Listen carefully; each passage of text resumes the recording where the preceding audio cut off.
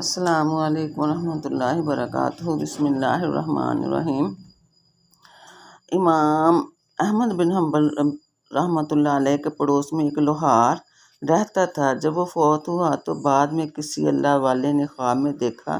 اس نے پوچھا، سنائیے آپ سے کیا معاملہ پیش آیا؟ تو وہ کہنے لگا کہ مجھے بھی احمد بن حنبل رحمۃ اللہ علیہ کے درجے میں رکھ دیا گیا ہے۔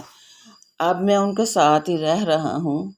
جس پر اس اللہ والے نے خواب دیکھا تھا، بڑے حیران ہوئے کہ یہ لوہار تو سارا دن لوہا کوٹتا تھا، اور امام احمد بن حنبل دین کا کام کرنے والے تھے، مسئلہ خلق قرآن کے معاملہ میں قربانیاں دینے والے اللہ کے مقبول بندے تھے۔ اس لوہار کو ان کے برابر مرتبہ دے دیا گیا۔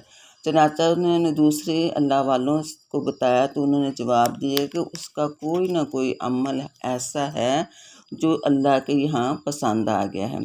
انہوں نے کہا، اچھا، ان کے اہل خانہ سے پتہ کرتا ہوں۔ چنانچہ انہوں نے اس لوہار کی اہلیہ سے جا کر کہا کہ میں نے تمہارے خاوند کو خواب میں بڑے اچھے درجے میں دیکھا ہے۔ مجھے لگتا ہے کہ اللہ تعالیٰ کو اس کا کوئی عمل پسند آ گیا ہے۔ آپ مجھے اس کا کوئی خاص عمل بتائیں۔ اس نے جواب دیا کہ وہ ایک عیال دار اور غریب آدمی تھا۔ وہ سارا دن بھٹی میں لوہا کوڑتا رہتا تھا اور وقت پر نمازیں بھی پڑھتا تھا۔ اس کے علاوہ اس کی کوئی خاص عبادت نہیں ہوتی تھی۔ انہوں نے کہا، پھر بھی ذرا سوچ کر بتائیں۔ اس کی بیوی نے سوچ کر بتایا کہ مجھے اس کی زندگی میں 2 باتیں نمایاں محسوس ہو رہی ہیں۔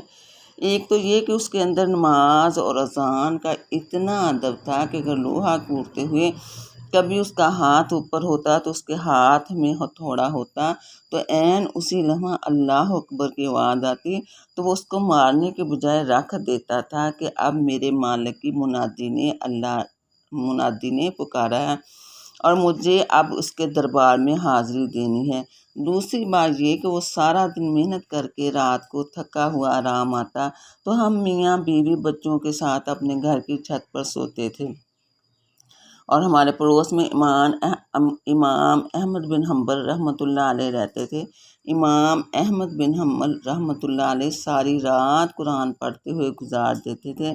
یہ ان کی طرف دیکھتا اور حسرت سے ٹھنڈی سانس لیتا اور کہتا کہ میرے بچے زیادہ ہیں اور گھر میں کوئی بندہ ایسا نہیں ہے جو محنت کر سکے۔ مجھے ہی سارا دن لوہا کوٹنا پڑتا ہے۔ اس محنت کی وجہ سے اتنا تھک جاتا ہوں کہ میں اللہ کی عبادت نہیں کر سکتا۔ اگر میری پیٹھ ہلکی ہوتی تو میں بھی امام احمد بن حنبل کی طرح قیام کرتا۔ وہ اللہ والا یہ سن کر فرمانے لگے کہ اذان کے اس ادب اور دل میں یہ نیکی کا شوق رکھنے کی وجہ سے اللہ تعالیٰ نے اس کو امام احمد بن حنبل رحمۃ اللہ علیہ کا رتبہ عطا فرما دیا ہے۔